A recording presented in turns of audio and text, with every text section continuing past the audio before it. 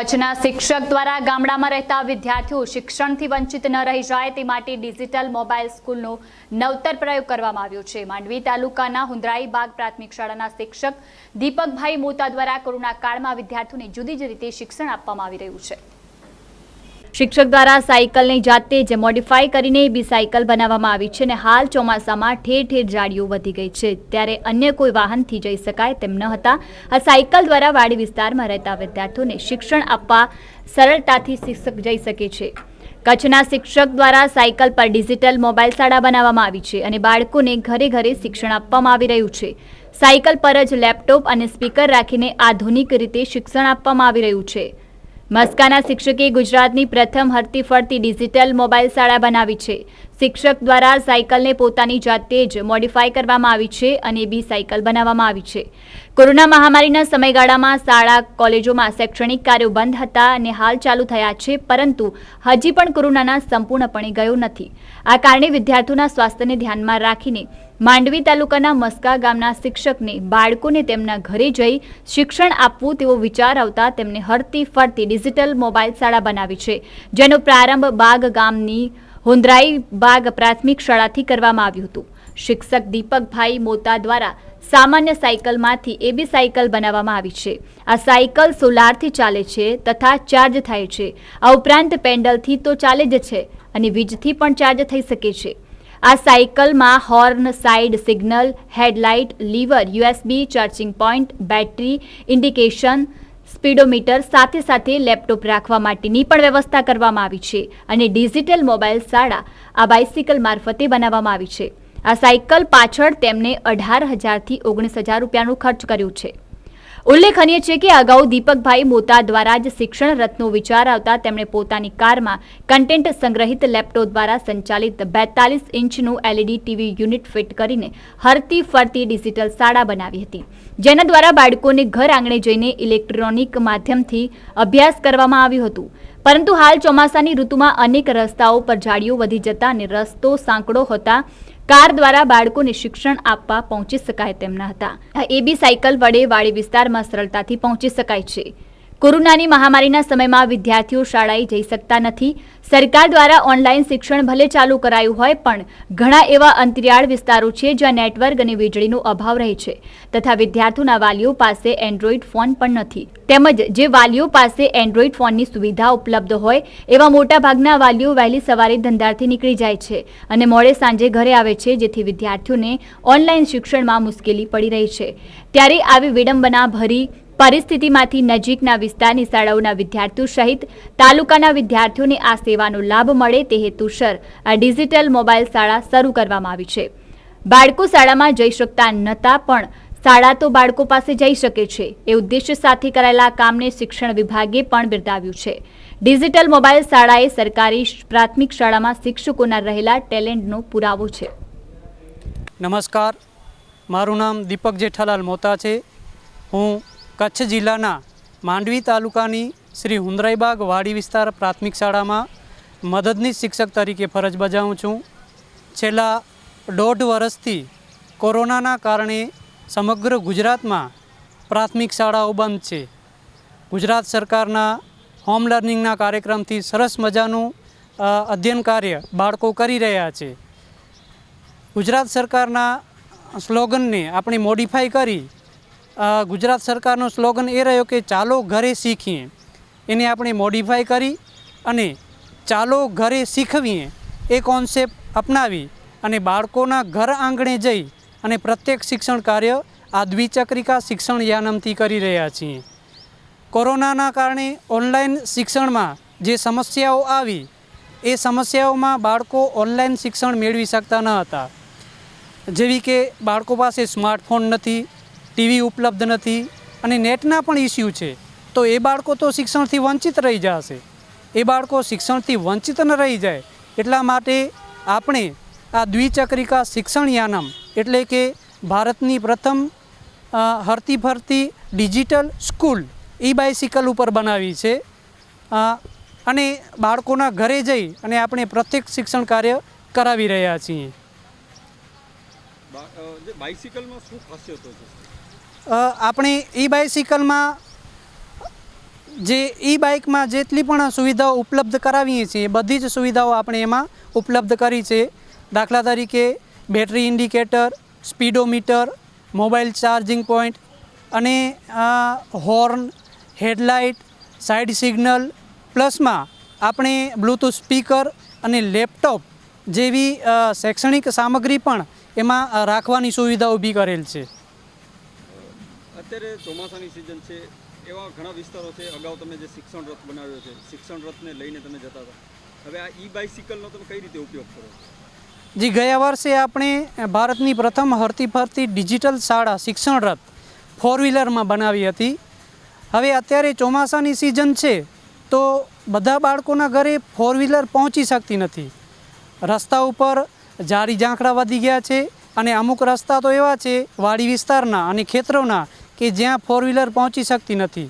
તો એ સમસ્યાના સમાધાન રૂપે આપણે દ્વિચક્રિકા શિક્ષણ યાનમ એટલે કે ઈ બાઇસિકલ ડિજિટલ મોબાઈલ સ્કૂલ બનાવી છે, જેના દ્વારા આપણે સરળતાથી બાળકોના ઘરે પહોંચી શકીએ છીએ અને સરળતાથી ડિજિટલ માધ્યમ દ્વારા આપણે બાળકોને ઓફલાઈન શિક્ષણ આપી શકીએ છીએ. ઈ બાઇસિકલને તમે ચાર્જિંગ વગેરેની શું વ્યવસ્થાઓ છે? ઈ બાઇસિકલ એ 3-in-1 છે. સોલારથી પણ ચાર્જ થઈ શકે છે, વીજળીથી પણ ચાર્જ થઈ શકે છે અને પેડલ લગાવીને પણ એને ચલાવી શકાય છે, જેનાથી આપણે જરૂરિયાત પ્રમાણે એનો ઉપયોગ કરી અને સરળતાથી આપણે બાળકોના ઘર આંગણે પહોંચી અને દ્રશ્ય શ્રાવ્ય માધ્યમથી શૈક્ષણિક કાર્ય કરાવી રહ્યા છીએ. મારું નામ શિવ છે. હું ધોરણ 4માં ભણું છું. મારી શાળાનું નામ શ્રી હુંદરાઈબાગ પ્રાથમિક શાળા છે. કોરોનાના કારણે શાળાઓ બંધ છે. દીપક સાહેબ અમને સાયકલથી ઘરે ભણાવવા આવે છે. લેપટોપ અને સ્પીકરથી અમને ભણવાની મજા આવે છે. દીપક સાહેબ ડિજિટલ માધ્યમથી સરસ રીતે ભણાવે છે. શું નામ છે આપનું? હું તો આયુષ નીતિનભાઈ. આયુષભાઈ, દીપક સર દ્વારા આપને જે બાઇસિકલ ઉપર શિક્ષણ આપવામાં આવી રહ્યું છે, શું કહેશો આપ? અમને પહેલાં સર શાળા બંધ થઈ હતી, લોકડાઉન હતો ત્યારે કાંઈ ભણવાનું નહોતું આવતું અને ઓનલાઈન ક્લાસ કરાવતા હતા. એમાં નેટનું પ્રોબ્લેમ હતું, એટલા માટે સાહેબ શિક્ષણ રથનું કર્યું. એનાથી પછી અત્યારે ચોમાસાની સિઝનમાં વરસાદ પડ્યો એટલે ઝાડીઓ વધી ગઈ હતી, એટલે સાહેબે ઈ બાઇસિકલ બનાવી. એનાથી હવે અમને ભણાવે છે. કેવી રીતે ભણાવે છે સર?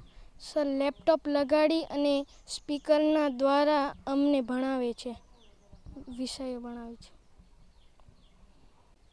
આપનું નામ ને પરિચય? મારું નામ જોશી પ્રાણલાલ.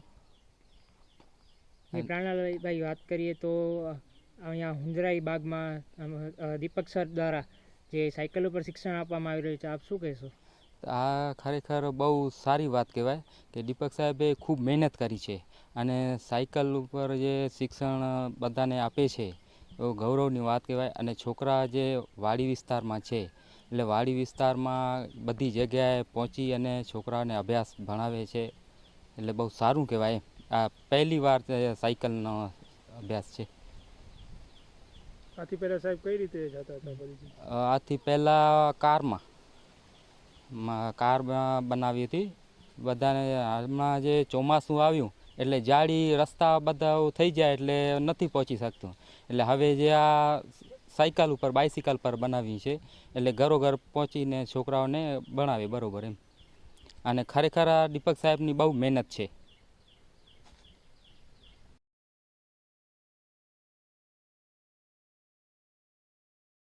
કાચબા જેવો આકાર ધરાવનાર કચ્છ જિલ્લો થોડાક સમયથી દેશ અને દુનિયામાં પોતાની આગવી ઓળખ ઊભી કરી છે. ત્યારે જોઈએ કબીર ન્યૂઝનો વિશેષ અહેવાલ. કુલ 45,000 ચોરસ વાર કિમીનું ક્ષેત્રફળ ધરાવતું કચ્છનો પ્રદેશ ગુજરાતની કુલ ભૂમિના રણમાંથી વધુ વિસ્તાર ધરાવે છે. કચ્છનો 360 કિમી લાંબુ સમુદ્ર કાંઠું કચ્છની સમૃદ્ધિનું પ્રવેશદ્વાર બની રહ્યું છે. 1947 પછી પાકિસ્તાનના કરાચી બંદરને ટક્કર આપે તેવું કંડલામાં બંદર બનાવવામાં આવ્યું છે. આઝાદી બાદ ગાંધીધામમાં પણ ખૂબ જ મોટા પ્રમાણમાં આ પ્રશ્નો આવેલ અને વસવાટ કરેલ જે શહેર આજે કચ્છના આર્થિક પાટનગર તરીકે જાણીતો બન્યું છે.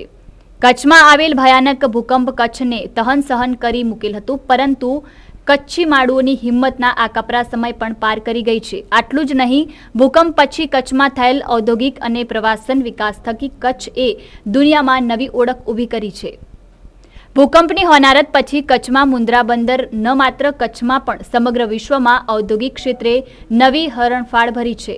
આ બંદર પર આવેલ 18થી પણ વધુ જેટીઓ પરથી રોજના હજારો કન્ટેનરો અને મોટા મોટા માલવાહક જહાજોમાંથી લાખો ટન માલ દેશના જુદા જુદા વિસ્તારોમાં પહોંચે છે.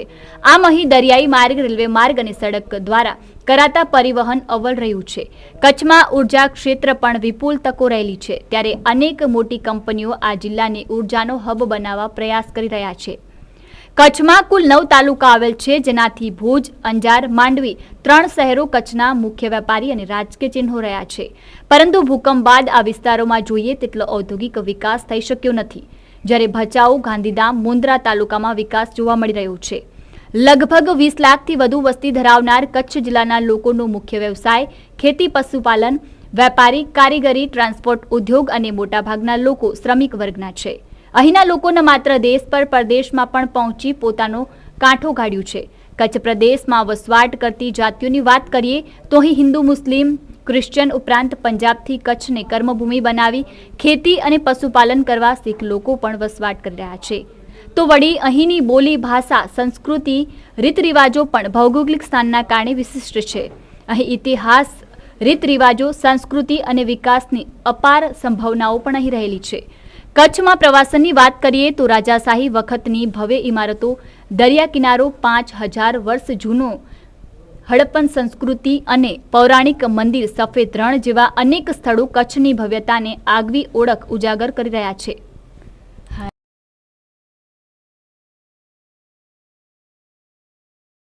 ગાંધીનગર અને જિલ્લા ઉપરાંત સમગ્ર રાજ્યમાં છેલ્લા ઘણા દિવસથી મેલેરિયા, ડેન્ગ્યુ તથા ચિકનગુનિયા જેવા મચ્છરજન્ય રોગના દર્દીઓ વધી રહ્યા છે. સમગ્ર રાજ્યમાં હાઉસ ટુ હાઉસ સઘન સર્વેલન્સની કામગીરી હાથ ધરવામાં આવી છે, જે અંતર્ગત પાટનગરમાં 500થી વધુ ઘરોમાં કે જ્યાં મચ્છરનો મોટા પ્રમાણમાં ઉપદ્રવ હતો ત્યાં ફોગિંગ કરવામાં આવ્યું છે. ગાંધીનગર મહાનગરપાલિકાના આરોગ્ય તંત્ર દ્વારા મેલેરિયા લક્ષી હાઉસ ટુ હાઉસ સઘન સર્વેલન્સ કરવામાં આવી રહ્યું છે, જે અંતર્ગત ગઈકાલે એક જ દિવસમાં હેલ્થ વિભાગની કુલ 162 ટીમો દ્વારા સર્વેલન્સ કામગીરી હાથ ધરવામાં આવી હતી. જે અંતર્ગત એક દિવસમાં 22,395 ઘરોને સર્વે કરવામાં આવ્યો હતો, જેમાંથી 970 ઘરોમાં મચ્છરોના પોરા મળી આવ્યા હતા. આ તમામ ઘરોમાં મળીને કુલ 32,810 પાણીના પાત્રો તપાસવામાં આવ્યા હતા, જે પૈકી પાણીની ટાંકી, કુંડા, ચકલુડિયા, ટાયર, નાળિયેર, કોડિયા મળી કુલ 1,259 પાણીના પાત્રોમાંથી મોટી સંખ્યામાં મચ્છરોનું બ્રીડિંગ મળી આવ્યું હતું. એટલું જ નહીં, મચ્છરોનો ઉપદ્રવ ધરાવતા ગાંધીનગર શહેરી વિસ્તારના 500થી વધુ ઘરોમાં ફોગિંગ પણ કરવામાં આવ્યું હતું. તેમ ગાંધીનગર કોર્પોરેશનના મુખ્ય આરોગ્ય અધિકારી ડોક્ટર કલ્પેશ ગોસ્વામીએ જણાવ્યું હતું. આ ઉપરાંત આગામી દિવસમાં પણ આ પ્રકારે સર્વેલન્સની કામગીરી હાથ ધરવામાં આવશે અને મચ્છરજન્ય વાહકજન્ય રોગચાળા બાબતે નગરજનોને જાગૃત પણ કરવામાં આવશે.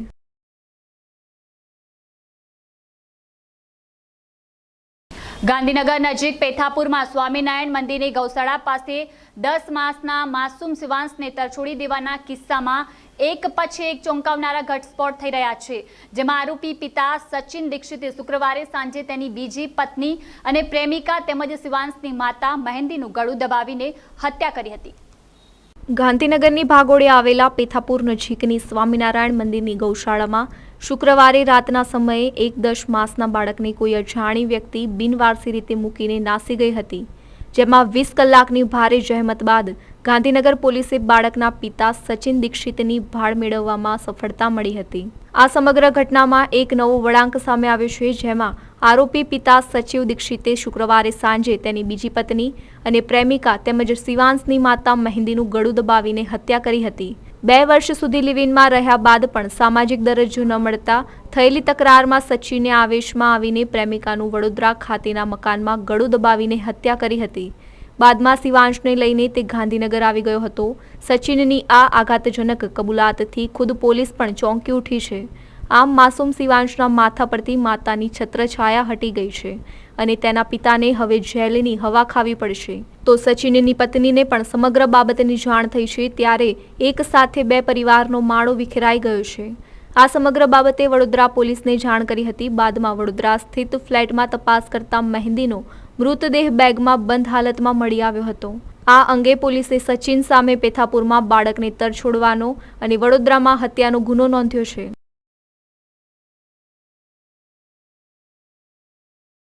ગુજરાતમાં 2020માં દિવાળીનો તહેવાર લોકોએ આનંદ અને ઉલ્લાસથી ઉજવ્યો હતો. ગત વર્ષે કોરોનાની ગાઈડલાઈનના ધજાગરા ઉડાવીને બજારોમાં લોકોની ભીડ ઉમટી હતી. દિવાળીના તહેવાર બાદ અચાનક રાજ્યમાં કોરોનાના કેસોમાં મોટો વધારો થયો હતો. તે સમયે અમદાવાદમાં શનિવાર અને રવિવાર એમ 2 દિવસનો કર્ફ્યુ લાદવામાં આવ્યો હતો. અમદાવાદ સહિત વડોદરા, સુરત અને રાજકોટમાં પણ 2 દિવસના કર્ફ્યુની જાહેરાત કરવામાં આવી હતી.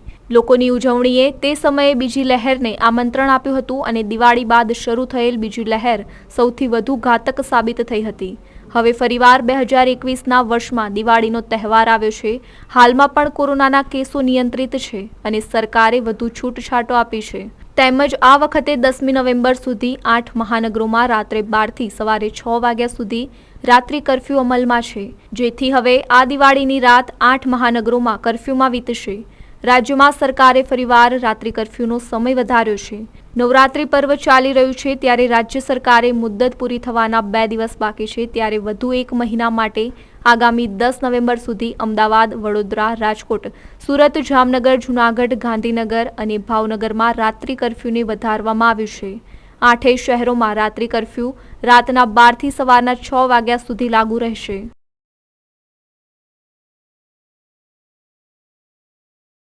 નવરાત્રી પર્વ ચાલી રહ્યું છે ત્યારે રાજ્ય સરકારે મુદ્દત પૂરી થવાના 2 દિવસ બાકી છે ત્યારે વધુ 1 મહિના માટે આગામી 10 નવેમ્બર સુધી અમદાવાદ, વડોદરા, રાજકોટ, સુરત, જામનગર, જૂનાગઢ, ગાંધીનગર અને ભાવનગરમાં રાત્રિ કર્ફ્યુને વધારવામાં આવ્યું છે. ગુજરાતમાં 2020માં દિવાળીનો તહેવાર લોકોએ આનંદ અને ઉલ્લાસથી ઉજવ્યો હતો. ગત વર્ષે કોરોનાની ગાઈડલાઈનના ધજાગરા ઉડાવીને બજારોમાં લોકોની ભીડ ઉમટી હતી. દિવાળીના તહેવાર બાદ અચાનક રાજ્યમાં કોરોનાના કેસોમાં મોટો વધારો થયો હતો. તે સમયે અમદાવાદમાં શનિવાર અને રવિવાર એમ 2 દિવસનો કર્ફ્યુ લાદવામાં આવ્યો હતો. અમદાવાદ સહિત વડોદરા, સુરત અને રાજકોટમાં પણ 2 દિવસના કર્ફ્યુની જાહેરાત કરવામાં આવી હતી. લોકોની ઉજવણીએ તે સમયે બીજી લહેરને આમંત્રણ આપ્યું હતું અને દિવાળી બાદ શરૂ થયેલ બીજી લહેર સૌથી વધુ ઘાતક સાબિત થઈ હતી. હવે ફરીવાર 2021ના વર્ષમાં દિવાળીનો તહેવાર આવ્યો છે. હાલમાં પણ કોરોનાના કેસો નિયંત્રિત છે અને સરકારે વધુ છૂટછાટો આપી છે. તેમજ આ વખતે 10મી નવેમ્બર સુધી 8 મહાનગરોમાં રાત્રે 12થી સવારે 6 વાગ્યા સુધી રાત્રિ કર્ફ્યુ અમલમાં છે, જેથી હવે આ દિવાળીની રાત 8 મહાનગરોમાં કર્ફ્યુમાં વીતશે. રાજ્યમાં સરકારે ફરીવાર રાત્રિ કર્ફ્યુનો સમય વધાર્યો છે. નવરાત્રિ પર્વ ચાલી રહ્યું છે ત્યારે રાજ્ય સરકારે મુદ્દત પૂરી થવાના 2 દિવસ બાકી છે ત્યારે વધુ 1 મહિના માટે આગામી 10 નવેમ્બર સુધી અમદાવાદ, વડોદરા, રાજકોટ, સુરત, જામનગર, જૂનાગઢ, ગાંધીનગર અને ભાવનગરમાં રાત્રિ કર્ફ્યુને વધારવામાં આવ્યું છે. 8 શહેરોમાં રાત્રિ કર્ફ્યુ રાતના 12થી સવારના 6 વાગ્યા સુધી લાગુ રહેશે.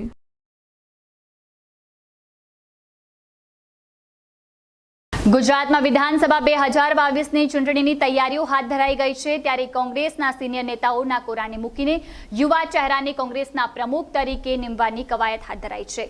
ગાંધીનગર મહાનગરપાલિકાની ચૂંટણીમાં કોંગ્રેસનું યુવા બળ નાપાસ થયું છે. હવે પક્ષના સિનિયર નેતાઓમાં જડમૂળથી ફેરફારો કરવા માટેની ચર્ચાઓ જાગી છે.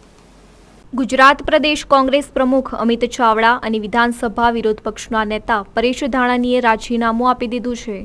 કોંગ્રેસના નવનિયુક્ત પ્રભારી રઘુ શર્મા આ બંને બદલવા કે યથાવત રાખવા આ બાબતે ધારાસભ્યોની સેન્સ લઈ રહ્યા હોવાનું બહાર આવ્યું છે. હાલ તો કોંગ્રેસના સૂત્રો પાટીદારને વિપક્ષ નેતા અને SC, ST કે OBCમાંથી પ્રદેશ પ્રમુખની પસંદગી થાય તેવી શક્યતા છે.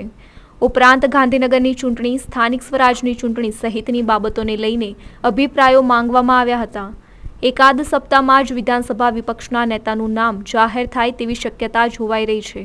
ગુજરાત કોંગ્રેસમાં ધરમૂળમાં ફેરફાર કરવા હાઈકમાન્ડ ઈચ્છુક છે ત્યારે પ્રદેશ પ્રભારી પદે રાજ્ય સુથાનના આરોગ્ય મંત્રી ડોક્ટર રઘુ શર્માની નિયુક્તિ કરવામાં આવી છે.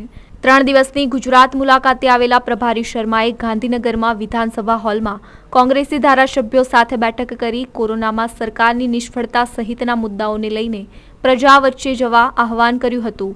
તેમણે એવો વિશ્વાસ વ્યક્ત કર્યો હતો કે ગત વિધાનસભાની ચૂંટણીમાં કોંગ્રેસ સત્તાની નજીક રહી હતી ત્યારે હજુય કોંગ્રેસ માટે ઉજળી તકો છે. ગાંધીનગરમાં મોડી સાંજે વિપક્ષના નેતા પરેશ ધાનાણીના નિવાસસ્થાને પ્રભારી શર્માએ ધારાસભ્યો સાથે 1-to-1 બેઠક કરી કોને વિધાનસભા વિપક્ષના નેતા બનાવવા અને કોની પ્રદેશ પ્રમુખ તરીકે નિમણૂક કરવી જોઈએ તે મુદ્દે મત જણાવ્યા હતા. બધાએ ધારાસભ્યોએ પોતાની વાત રજૂ કરી હતી. વિધાનસભા વિપક્ષના નેતા પદે પૂજા વંશનું નામ ટોપ પર ચાલી રહ્યું છે. આ ઉપરાંત શૈલેષ પરમાર, અશ્વિન કોટવાલ ઉપરાંત વીરજી ઠુમ્મરનું નામ પણ રેસમાં છે. શર્માએ મોડી રાત સુધી 66 ધારાસભ્યોને મળીને અભિપ્રાય લીધા હતા. ડોક્ટર રઘુ શર્મા ધારાસભ્યોનો મત જાણી હાઈકમાન્ડને અહેવાલ મોકલશે, ત્યારબાદ આખરી નામની પસંદગી થશે.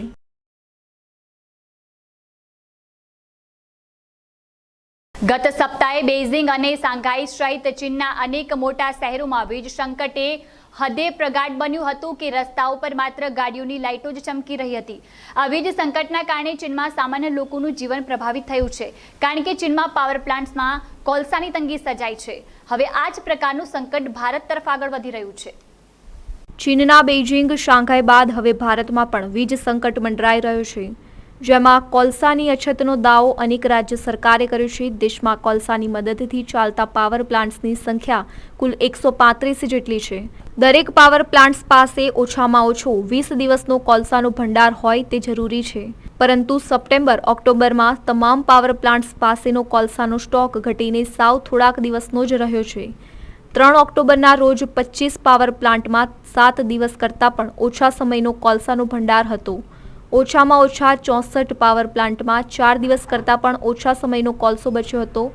1 ઓક્ટોબર 2021ના રોજ ઉર્જા મંત્રાલયે પોતે જ એમ જણાવ્યું હતું કે દેશના 134 થર્મલ પાવર પ્લાન્ટ્સ પાસે માત્ર 4 દિવસનો સરેરાશ કોલસા ભંડાર બચ્યો છે, જેથી વીજળીનું ઉત્પાદન ઘટ્યું છે. જો કે પાવર પ્લાન્ટ્સમાં પણ તેની સાઇડ ઇફેક્ટ્સ દેખાવા લાગી છે. દેશના અનેક પાવર પ્લાન્ટ્સમાં વીજળીનું ઉત્પાદન ઘટી ગયું છે.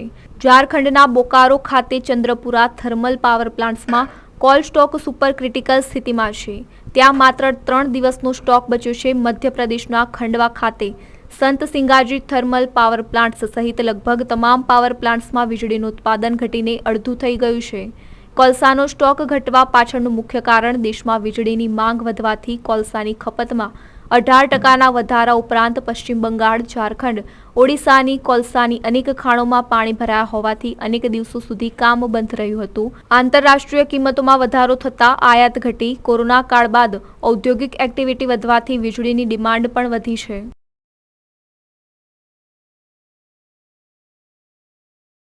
વડાપ્રધાન નરેન્દ્ર મોદીએ ઇન્ડિયન સ્પેસ એસોસિએશનની શરૂઆત કરી હતી. તેમણે જણાવ્યું હતું કે ભારતમાં સ્પેસ સેક્ટર અને સ્પેસ ટેકનોલોજીને લઈ ભારે મોટા ફેરફાર થઈ રહ્યા છે. ઇન્ડિયન સ્પેસ એસોસિએશન આ ફેરફારોની એક કડી છે.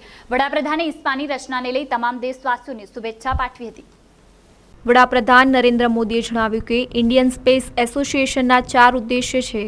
તેમાં પહેલું છે નવચાર માટે પ્રાઇવેટ સેક્ટરને સ્વતંત્રતા આપવી, બીજું એક પ્રવક્તા તરીકે સરકારની ભૂમિકા સુનિશ્ચિત કરવી, ત્રીજું યુવાનોને ભવિષ્ય માટે તૈયાર કરવા અને ચોથું સ્પેસ સેક્ટરનો વિકાસ સામાન્ય નાગરિકોના સાધન તરીકે કરવો. વડાપ્રધાને વધુમાં જણાવ્યું કે આપણું ઉદ્દેશ્ય નવાચારને ગ્લોબલ સેન્ટર બનાવવાનો છે. આ એક એવી રણનીતિ છે જે ભારતના ટેકનોલોજીકલ એક્સપર્ટીઝને આધારે બતાવશે અને વૈશ્વિક વિકાસમાં વિશાળ ભૂમિકા ભજવશે. આત્મનિર્ભર ભારત ફક્ત એક અભિયાન નથી, તે એક વધુ સારો વિચાર અને વધુ સારી યોજના પણ છે, જેનાથી ભારતના ઉદ્યોગ સાહસિકો અને યુવાનોના કૌશલ્યને વધારી શકાય અને ભારતને મેન્યુફેક્ચરિંગનું પાવર હાઉસ બનાવી શકાય. પીએમઓના અહેવાલ પ્રમાણે ભારતીય અંતરિક્ષ સંઘના સ્થાપક સદસ્યોમાં લાર્સન એન્ડ ટ્રુબો, Nelco, OneWeb, Bharti Airtel, map my India, Walchandnagar industries અને અનંત ટેકનોલોજીનો સમાવેશ થાય છે. આ સંઘ અંતરિક્ષ સંબંધી નીતિઓની હિમાયત કરશે અને સરકાર તથા સરકારી એજન્સીઓ વચ્ચે સામંજસ્ય સ્થાપિત કરશે.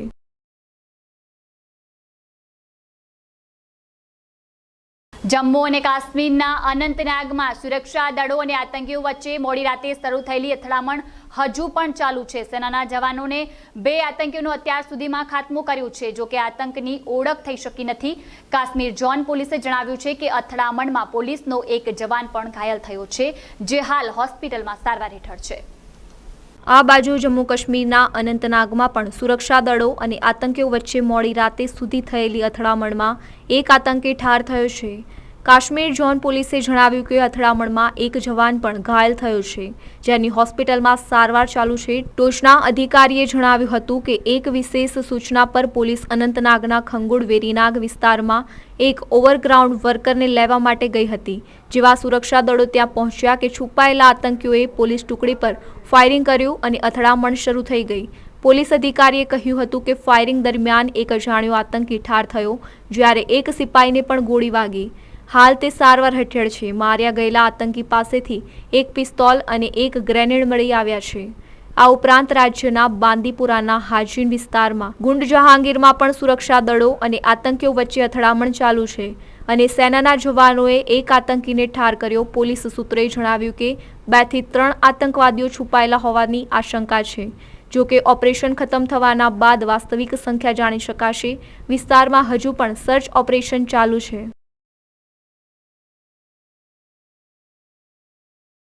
તો અત્યારે બસ આટલું જ. મને આપશો રજા. વધુ સમાચારો માટે આપ જોતા રહો કબીર ન્યૂઝ.